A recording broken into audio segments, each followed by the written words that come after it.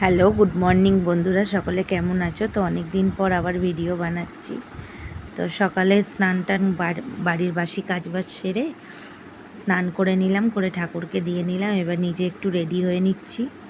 একটু মুখে ক্রিম দিয়ে নিলাম, একটু টিপ সিঁদুর পরে নিলাম, একটু কাজল পরে। তারপরে অনেক দিন ধরে মেয়ে বায়না করছিল, মা আমাকে একটু জেলি বানিয়ে দাও। সব সময় তো বাইরের খাবার কিনে খায়, তো একটু জেলিটিন পাউডার নিয়ে এসেছিলাম ওর জন্য জেলি বানাবো বলে। তো ওকে জেলি বানিয়ে দিলাম। ফার্স্টবার যখন জেলিটা বানিয়েছিলাম ঠিকঠাক হয়নি, তো এবারে বানালাম। এবারে জেলিটা খুব সুন্দর হয়েছে। চকলেটের একটা মোল্ড কেনা ছিল, সেই মোল্ডের মধ্যে জেলিটাকে ফুটিয়ে দিয়েছি।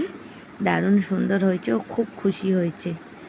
তো ওর জন্য ওই চকলেটের মোল্ডে জেলিটা বানিয়েছি। আপনারা দেখুন, ভিডিওটা ভালো লাগলে অবশ্যই লাইক করবেন। দেখুন খুব সুন্দর হয়েছে। আপনারাও বাড়িতে এইভাবে বাচ্চাদের বানিয়ে দিতে পারেন।